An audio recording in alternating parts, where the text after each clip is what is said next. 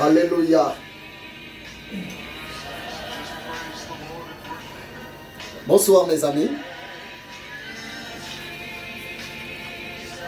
Que Dieu vous bénisse abondamment. Dans le Saint-Nom puissant, glorieux de Jésus-Christ de Nazareth. Oui, c'est toujours moi, votre humble serviteur, l'esclave de Jésus, l'ami du Saint-Esprit, le révérend docteur Bodo Mabiala Ézéchiel, le prophète de l'Éternel. En fait, j'ai eu cette conviction d'être en contact avec vous depuis ma cuisine. C'est pour cela que je commence par vous remercier de m'avoir accepté d'entrer encore dans vos maisons ou bien peut-être vous me regardez moyennant le portable.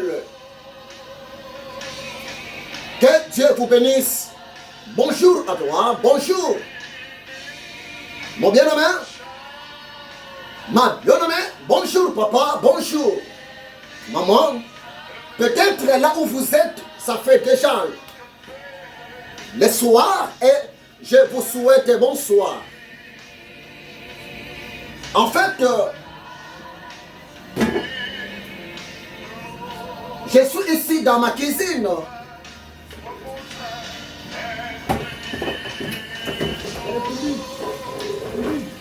Je prépare à manger.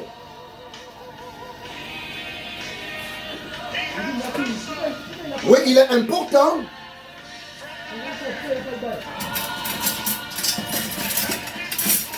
très important aussi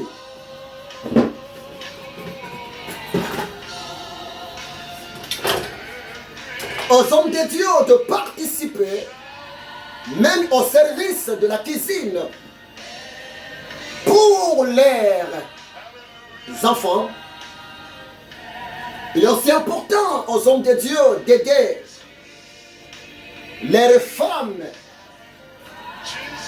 même de préparer.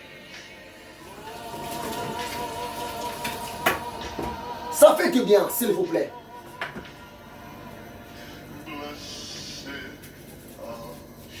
Parce que la femme, selon la parole de Dieu, la Bible dit la femme est considérée par l'Éternel Dieu comme un être cher et semblable à l'homme. C'est pour cela l'homme qui aime sa femme devrait aussi participer au service même du ménage. Devrait même faire la cuisine pour sa femme.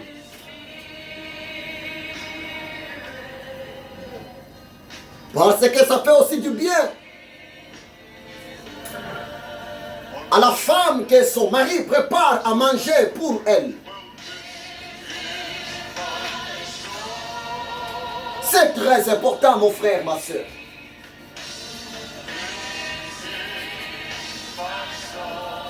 C'est très important, papa, mon frère.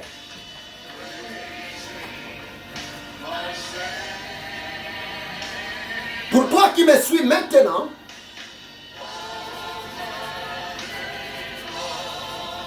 mon frère qui est marié,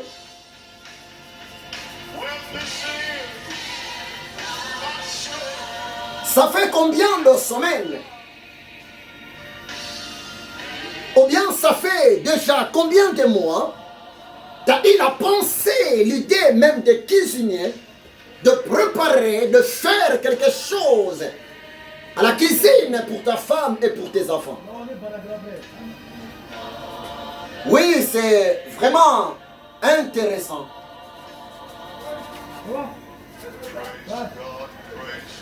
Il y a un temps pour chaque chose. Il y a un temps pour prier. Il y a un temps pour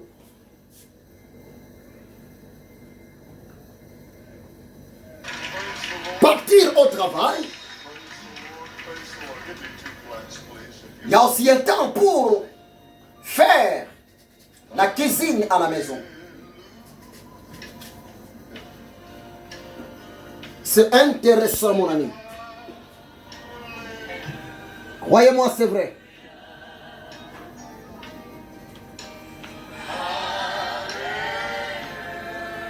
C'est vraiment intéressant.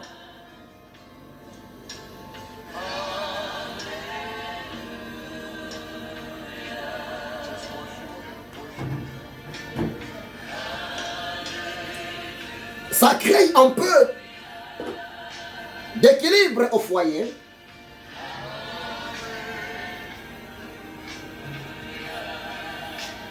Et puis aussi, ça crée encore davantage de l'harmonie dans votre vie de couple.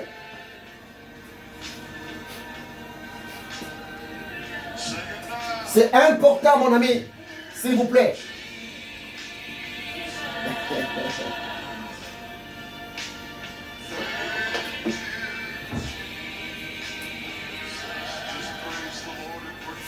Mais pendant que je prépare,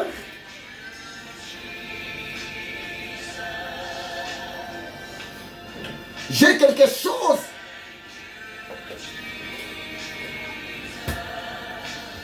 à partager avec vous depuis ma cuisine.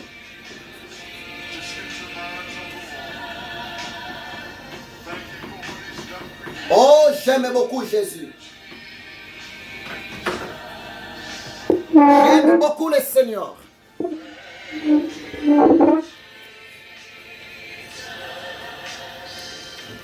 J'aime Yeshua Hamashiach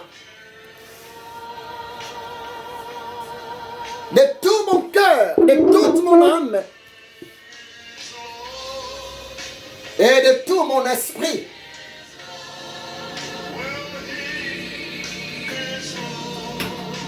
C'est pour cela, parler de Jésus de Nazareth pour moi,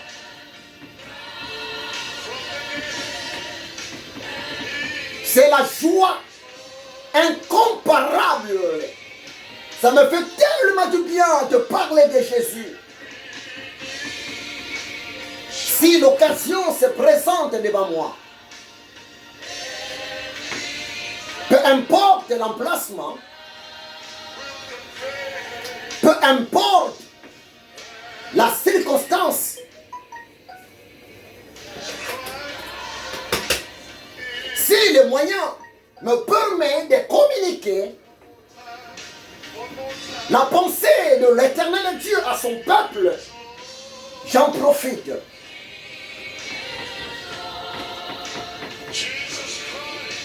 Bien-aimé,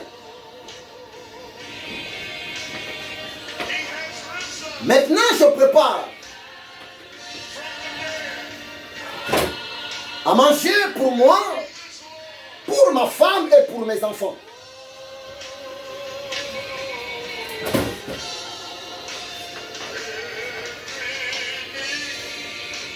Peut-être toi aussi tu prépares quelque chose à manger là où tu es. Ou bien peut-être tu as déjà mangé. Tu es plein, tu n'as plus d'appétit de manger encore quelque chose. C'est bien.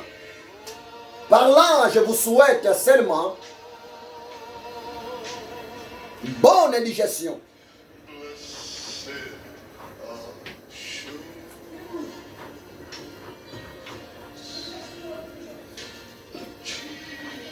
Mais le petit mot que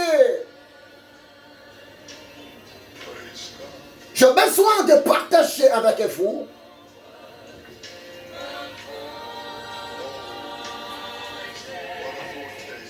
Ça se trouve dans l'évangile de Matthieu.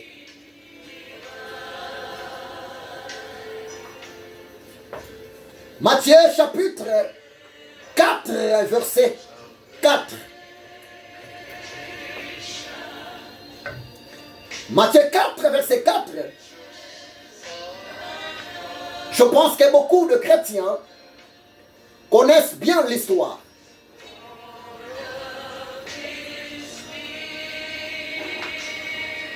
Dans Matthieu chapitre 4, si vous commencez dans le premier verset, il s'agit de la tentation du maître Yahushua HaMashiach au début de son ministère.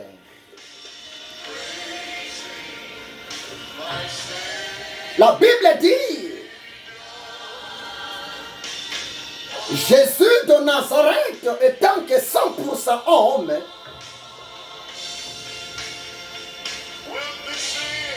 étant que 100% juif, selon la chair,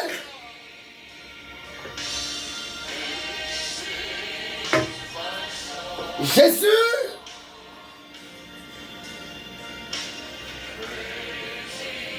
à l'âge de 30 ans,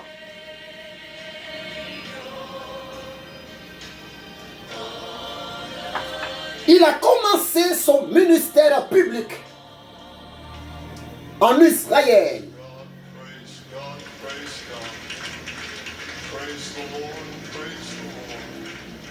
Après avoir passé par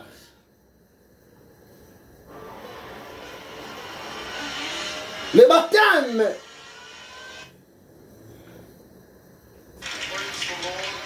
d'eau, moyennant le prophète Jean-Baptiste.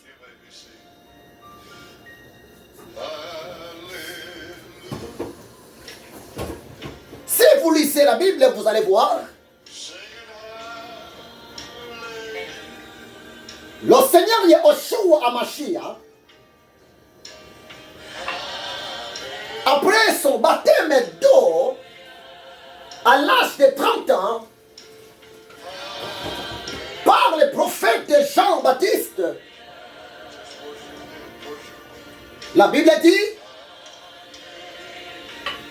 Jésus a voulu passer 40 jours, 40 nuits dans la prière avant de commencer son ministère public, avant de commencer à évangéliser, avant de commencer de parler de son Père en Israël.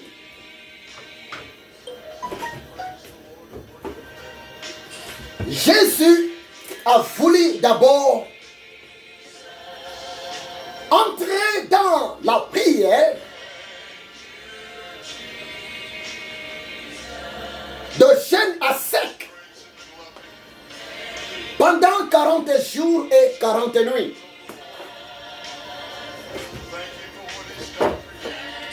Mes amis, lisez bien cette histoire.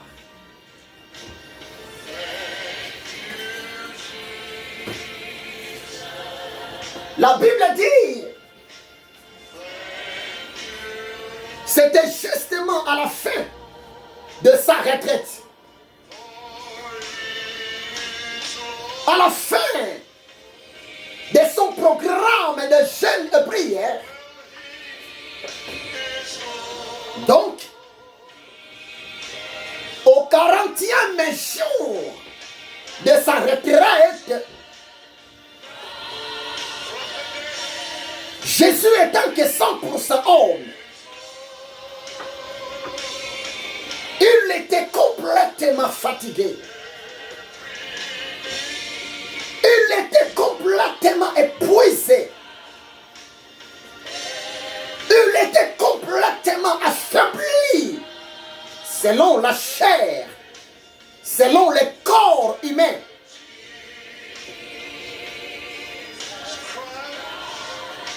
Mais étant que Dieu, Jésus n'était pas affaibli.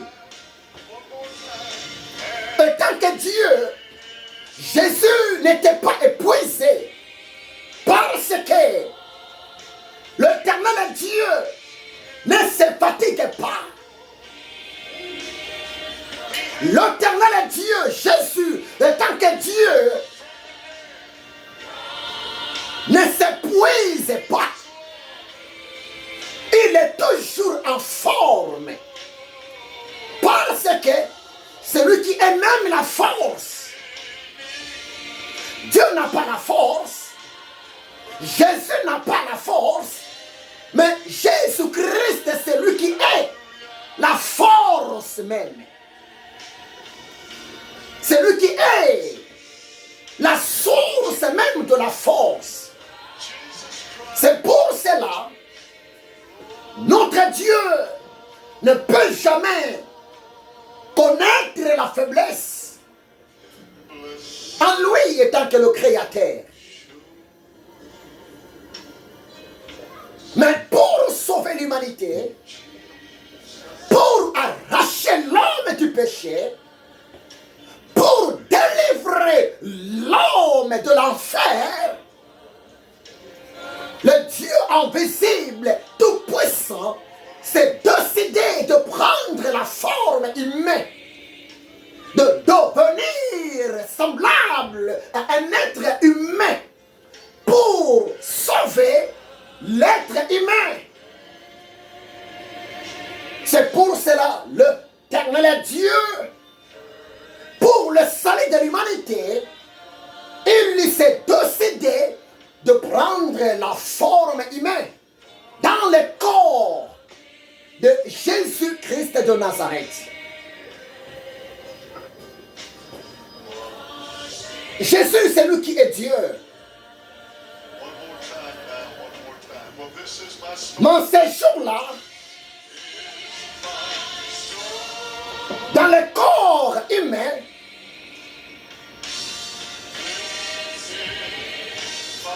Jésus était complètement épuisé. Il était complètement fatigué. Sa chair, son corps humain cherchait à manger. Sa chair, son corps humain cherchait de l'eau à boire. C'était à la fin de sa retraite. Le 40e jour de sa retraite. La Bible dit ceci. Le tentateur, Lucifer, l'archange déchu, le diable Satan, le serpent ancien, il s'est présenté devant Jésus.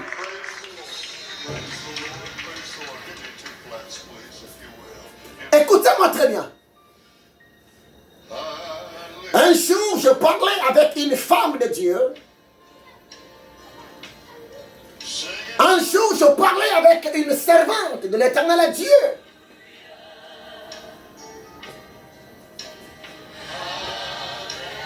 J'étais tellement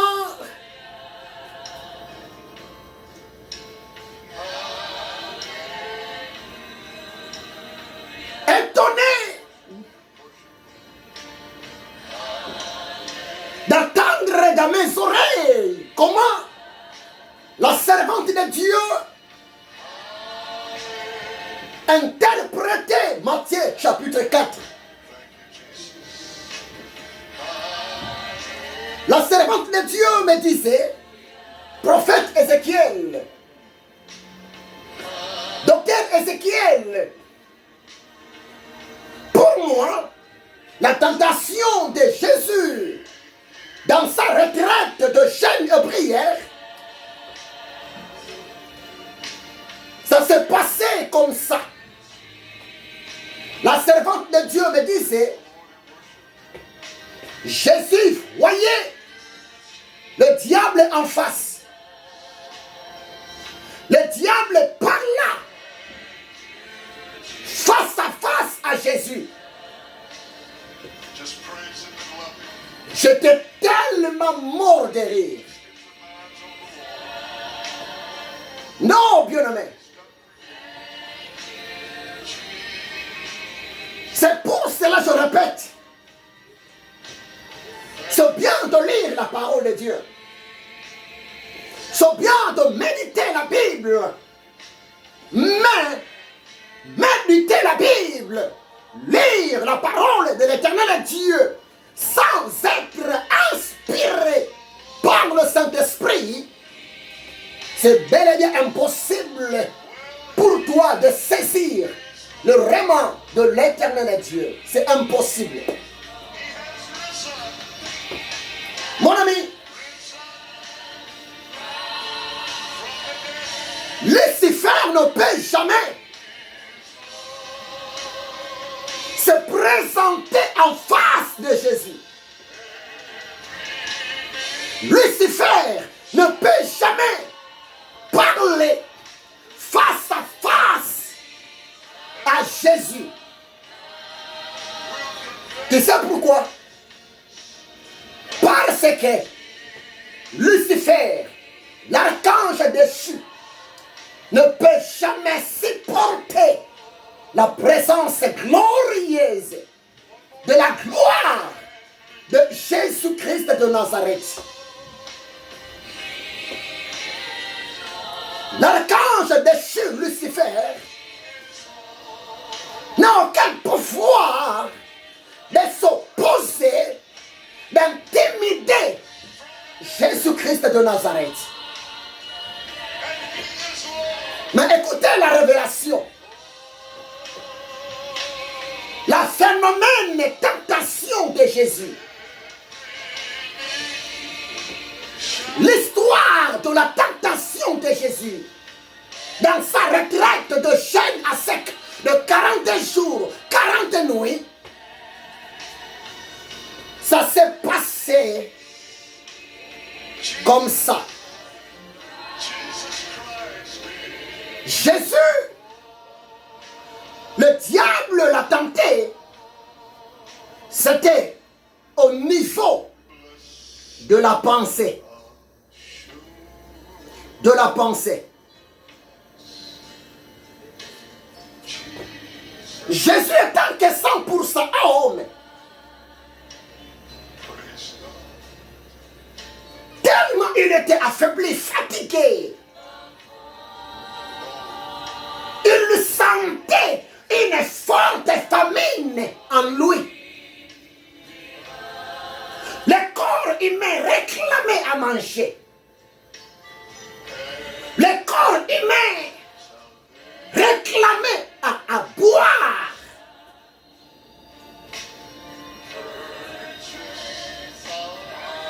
Le diable Satan, il commença de loin à attaquer. Il commença de loin à proposer un marché purement satanique auprès de Jésus.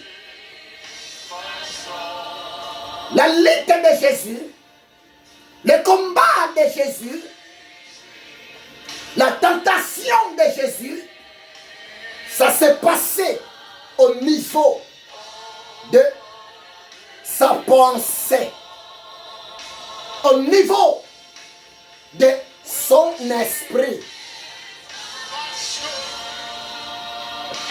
Parce que Jésus de Nazareth, avant sa mort, il possédait en lui la nature humaine à 100%. Dès que le le diable eut la vie, Jésus commençait à penser, Jésus commençait à raisonner sur la nourriture à cause de sa faiblesse humaine. Le diable a profité. Le diable s'est présenté, non pas devant Jésus, mais le diable s'est présenté en esprit devant la pensée de Jésus de Nazareth. Si vous lisez Matthieu 4, verset 4, c'est là où je suis aujourd'hui. Le diable proposant à Jésus, moyennant la pensée de Jésus, en disant que, d'abord, Matthieu 4, verset 3, là c'était la proposition du diable. Tandis que Matthieu 4, verset 4, là nous voyons la réaction, la réponse de Jésus de Nazareth devant le diable. Le diable proposa à Jésus, il a dit à Jésus, regarde un peu, tu es fatigué, tu viens de consommer 40 jours, 40 nuits dans la prière, dans un état de jeûne à sec. Regarde, tu as perdu de poids. Tu es tellement devenu maigre. Tu es fatigué. D'ailleurs, tu te trouves dans un endroit où il n'y a pas de marché. Là où tu es, il n'y a même pas un magasin pour aller acheter la nourriture. Il n'y a même pas un endroit pour aller acheter du jus. Mais tu sais, Jésus, si réellement tu es le Fils de Dieu, parce que être un fils de Dieu, c'est être un fils de surnaturel. Là, c'est le diable qui commença à proposer à Jésus de manger. C'était dans l'espace de quelques heures. Peut-être ça restait 3 heures du temps pour que Jésus finisse sa retraite. Peut-être ça restait 2 heures du temps pour que Jésus finisse sa prière. Le diable s'approcha devant Jésus. Le diable proposa à Jésus. Le diable incita Jésus de faire un miracle, d'accomplir un miracle, non pas pour la gloire de Dieu, mais d'accomplir un miracle pour sa propre gloire. Le diable le savait. Jésus était capable de réaliser quelque chose. C'est pour cela que le diable commença à parler à Jésus si réellement tu es le Fils de Dieu. Être un fils de Dieu, c'est être un fils de miracle. Être un fils de Dieu, c'est être un fils de surnaturel. un fils de Dieu, c'est être un fils de tout est possible. Être un fils de Dieu, c'est être un fils de gloire, de solution. Parce que le mot impossible n'est pas pour Dieu. Le mot impossible n'est pas pour un fils de Dieu. Le mot, le chèque, n'est pas pour Dieu. Mes amis, mais ces jours-là, Jésus était dans une forte préparation. C'était pour écraser sa chair. C'était pour dominer la passion de la chair. C'est pour cela que le maître a voulu commencer son ministère public par la prière, mais en état de jeûne à sec. Le diable dira à Jésus, même si les magasins sont loin de toi, même si le marché est loin de toi pour acheter quelque chose, même si la boutique est loin de toi pour acheter quelque chose, pour vaincre ta famine, mais étant que le Fils de Dieu, tu peux réaliser, tu peux accomplir le miracle. Et brusquement, le diable Satan, moyennant la pensée de Jésus, il a dit à Jésus, regarde devant toi. Il y a une pierre. Il y a un morceau de pierre. Tu peux transformer ces morceaux de pierre à un morceau du pain. Tu peux transformer ces morceaux de pierre à une baguette, à un gâteau succulent. Et tu vas manger, tu vas avoir de l'équilibre, tu vas récupérer votre énergie que tu as perdue pendant 40 jours. Oh, bien-aimé, le diable n'est pas sage. Comment le diable peut demander à Jésus de changer la pierre à un morceau du pain? Parce que Jésus lui-même, il est la pierre vivante. Jésus lui-même, il est la pierre de l'angle. La Bible dit, c'est lui qui est le rocher de notre salut.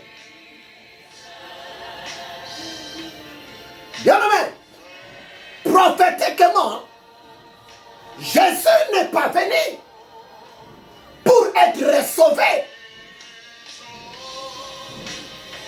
Jésus n'est pas venu pour être secouru.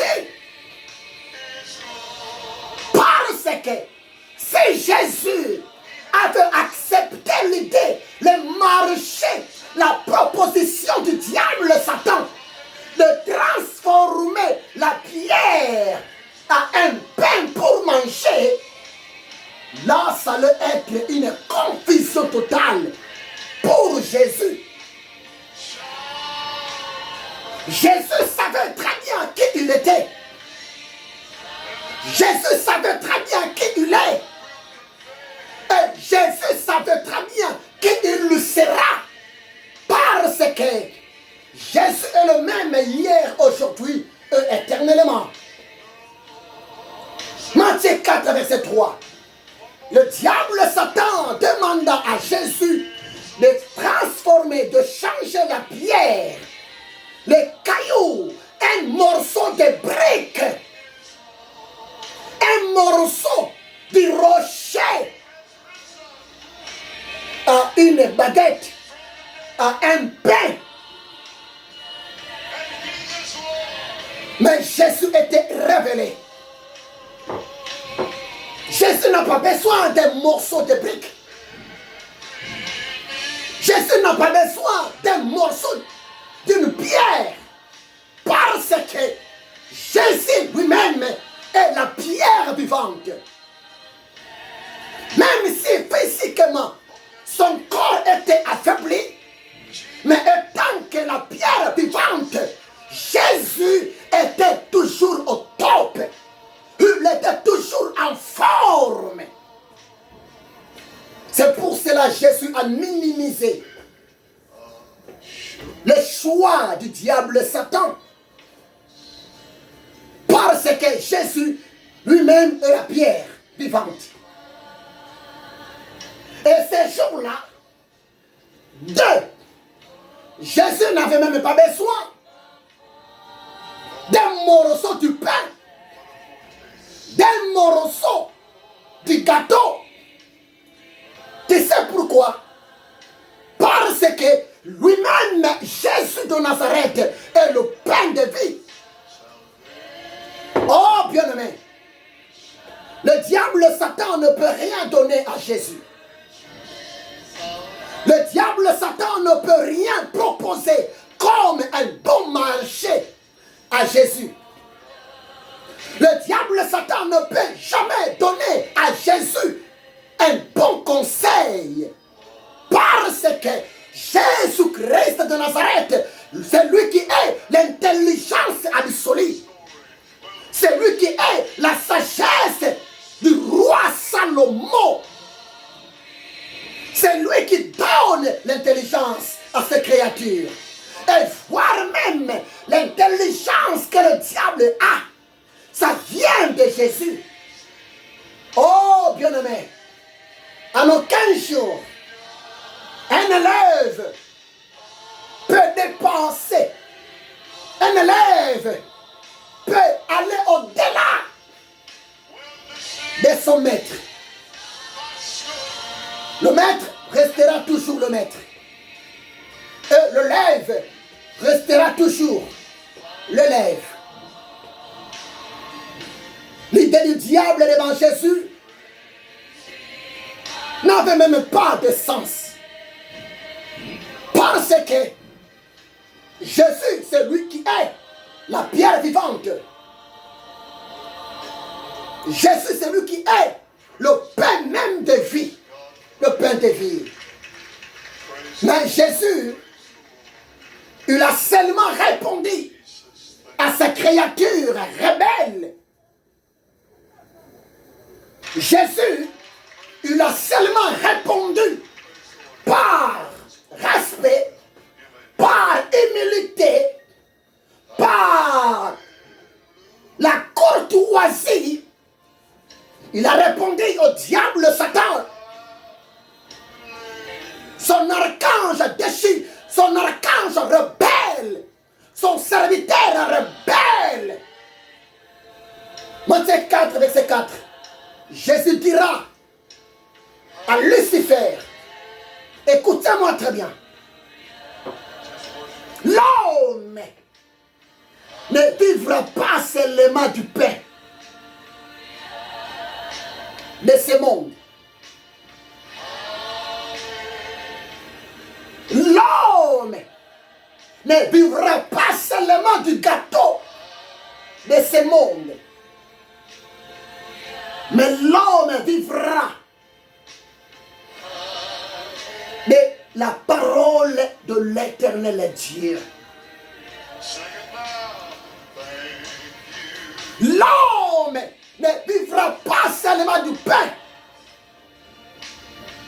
mais de toutes les paroles qui sortent de la bouche de Dieu moyennant ses serviteurs. La vie de l'homme est par la parole de Dieu. La vie de l'homme est soutenue. La vie de l'homme est fortifiée à la lumière de la parole de Dieu.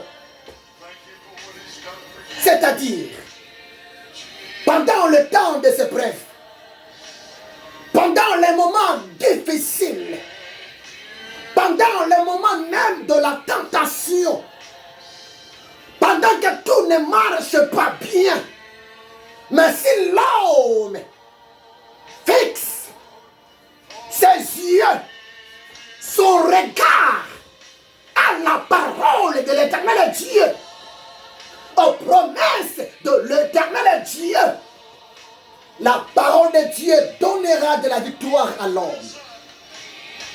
Les promesses de l'Éternel Dieu vont fortifier l'homme parce que Dieu est fidèle.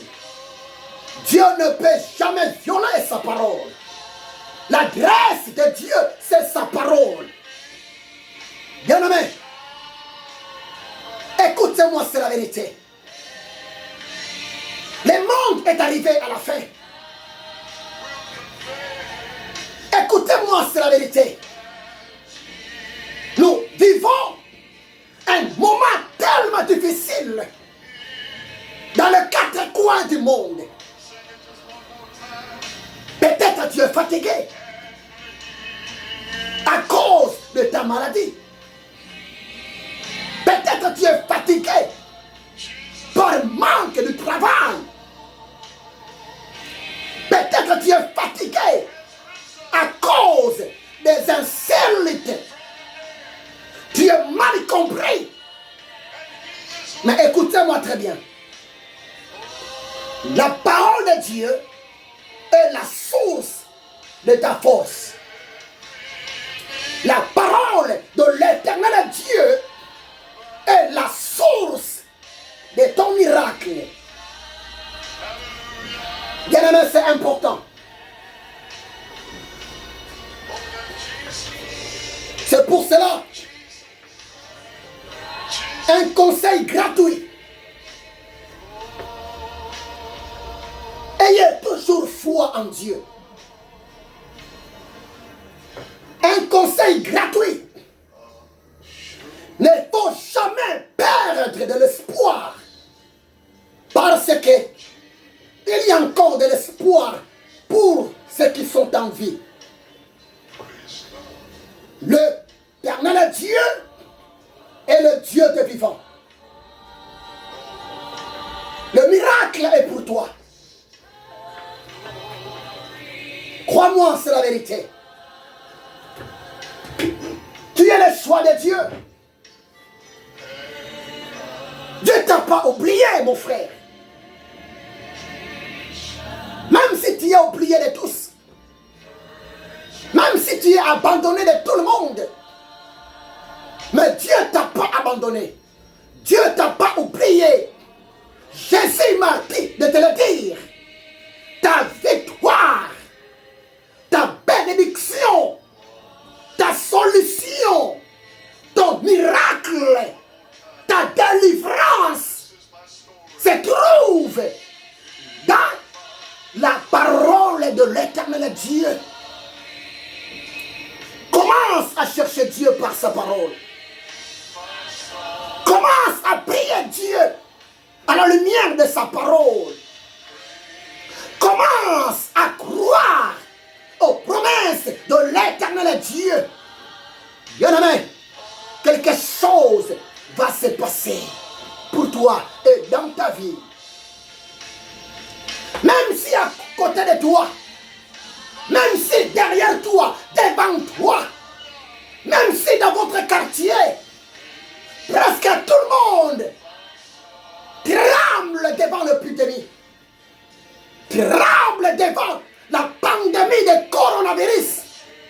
Mais toi, enfant de Dieu, n'ayez pas peur. Ne tremblez pas. Jérémie chapitre 1, verset 17. Ainsi tout l'Éternel, ne tremble pas devant eux, sinon je te ferai trembler. Je Jérémie 1, verset 19. Ainsi, tout l'Éternel, ils te feront la guerre, mais ils ne te vaincront pas. Parce que moi, ton Dieu, je suis avec toi pour te délivrer. Ainsi dit l'Éternel. Oh, bien-aimé, Jésus était sorti vainqueur ce jour-là. Parce qu'il avait dit non devant le diable, le Satan, moyennant sa pensée négative. Laissez-moi te dire quelque chose. Le premier Adam, nos premiers parents dans le jardin d'Éden, si l'homme a péché, si l'homme était séparé de Dieu, c'est parce que ce jour-là, le diable était venu dans le corps du serpent pour proposer à l'homme le même problème, la même chose. Le diable Satan avait proposé à nos ancêtres, à la maman Ève, de manger le fruit de l'arbre défendu par Dieu. Au lieu que Ève, au lieu que Adam refuse, s'oppose à l'idée du diable Satan. Mais l'homme était tellement naïf. Maman Ève, elle était tellement naïve.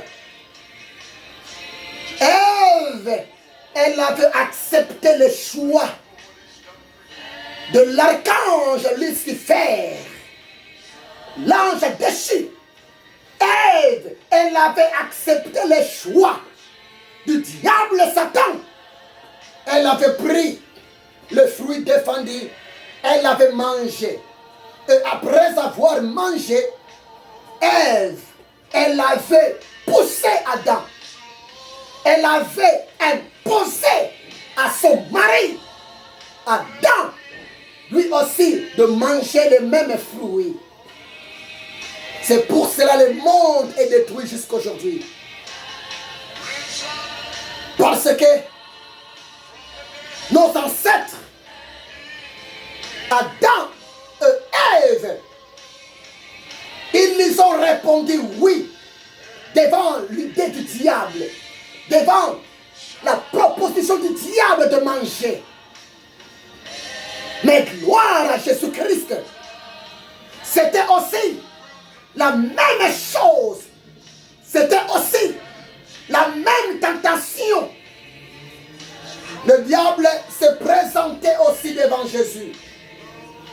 Il avait proposé à Jésus de transformer la pierre à un pain afin que Jésus mange. Tout ça, le diable voulait faire échouer Jésus. Rien que par le manger, par la nourriture. C'est pour cela, un jour, pendant que je prêchais quelque part, le peuple de Dieu, je disais au peuple de Dieu, la sorcellerie a commencé depuis le jardin d'Éden. Dans l'histoire de la sorcellerie, la toute première personne qui était possédée par l'esprit de la sorcellerie après avoir désobéi à la foi de son Dieu, c'était la maman Ève. Ève était devenue sorcière. Adam était devenu sorcier. Ève était possédée par la sorcellerie. Adam aussi était possédé par la sorcellerie. Rien qu'en mangeant les fruits possédés, envoûtés par le diable Satan. en disant oui devant le diable. Mais gloire à Jésus. Jésus était sorti vainqueur lorsque l'esprit de la sorcellerie était accompagné par leur maître, l'archange déchu Lucifer. Lucifer voulait ensorceler Jésus. Lucifer voulait envoûter Jésus. Lucifer voulait posséder Jésus.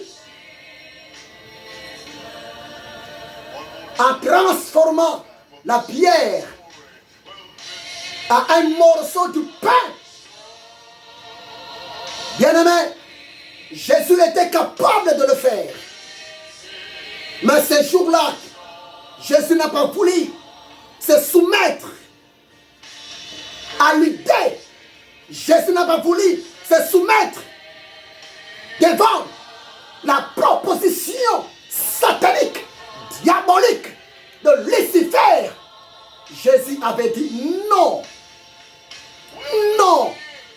C'est pour cela que Jésus était sorti vainqueur. Mais croyez-moi, rien n'est impossible à Jésus. Il pouvait le faire facilement. Prévenez que si vous lisez Jean chapitre 2, Jésus, il avait transformé l'eau en vin dans le mariage de Cana. Et voire même c'était le premier miracle que Jésus avait accompli en public. C'était dans une fête du mariage. Mais si vous lisez Jean chapitre 10, verset 10, qu'est-ce que la Bible? Jésus a dit, le voleur ne vient que pour dérober, égorger et détruire. Ces jours-là, Jésus était en face, en esprit, devant l'archange déchu, Lucifer, le diable Satan. Mais gloire à Jésus. Jésus étant que Dieu, étant que le Créateur incréé, étant que El Shaddai, étant que le Tout-Puissant, Jésus était sorti vainqueur. C'est pour cela, en qualité de l'homme de Dieu, je viens devant toi, mon frère. Je viens devant toi, ma soeur. Je viens devant toi, papa. Je viens devant toi, maman, pour te le dire, pour te parler, maman. C'est toi qui es plus que vainqueur.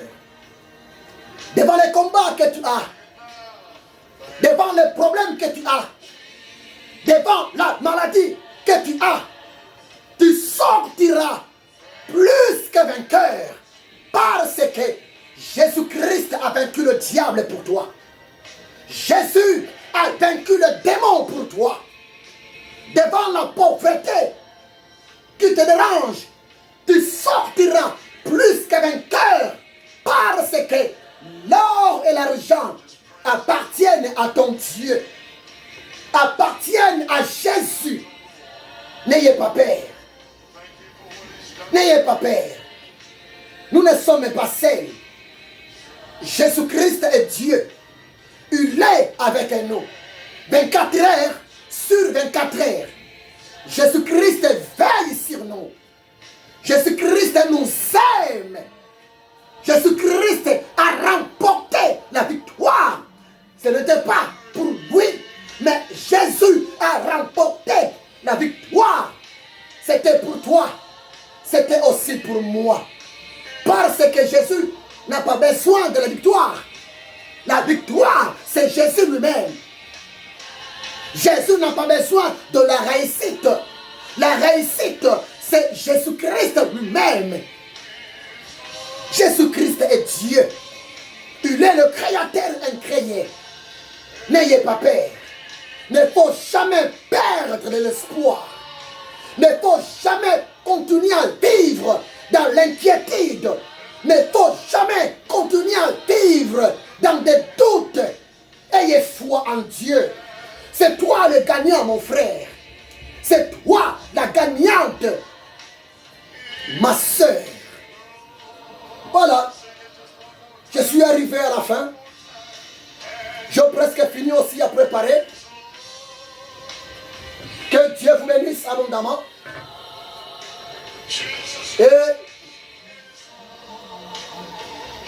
je vous souhaite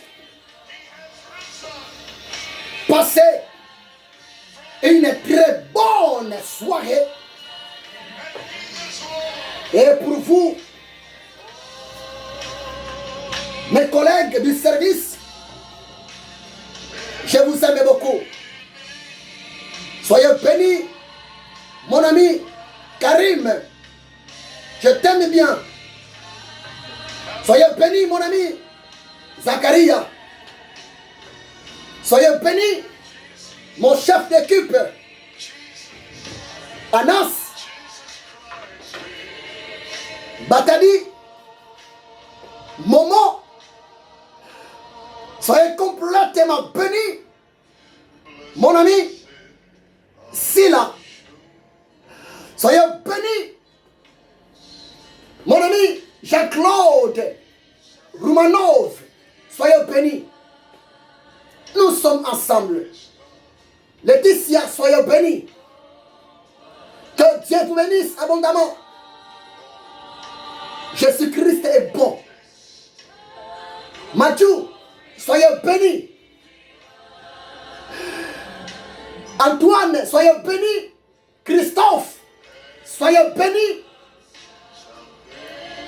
Vous êtes tellement nombreux. Que Dieu vous bénisse abondamment. Ma fille spirituelle, Nicodia, soyez bénis. Soyez bénis, Gertrude.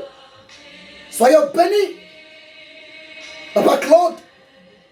Soyez bénis, ma très chère fille Gabrielle. Mon fils Gaël, soyez bénis. Mon fils Ouziel, soyez bénis. Mes collègues hommes de Dieu, soyez bénis aussi. Je suis vraiment dans la joie de vous communiquer encore aujourd'hui la pensée de mon maître depuis ma cuisine. Et sans oublier ma très chère épouse.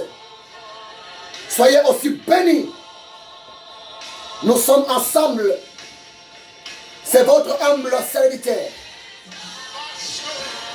l'esclave de Jésus-Christ, l'ami du Saint-Esprit. L'ami du Saint-Esprit. Oui, j'aime le Saint-Esprit. C'est pour cela je l'appelle mon ami.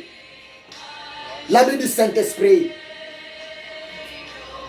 Votre humble serviteur, le révérend docteur Bodo Mabiala, Ézéchiel, le prophète de l'Éternel. Que Dieu vous bénisse abondamment. Et à la prochaine. Merci beaucoup. Au revoir.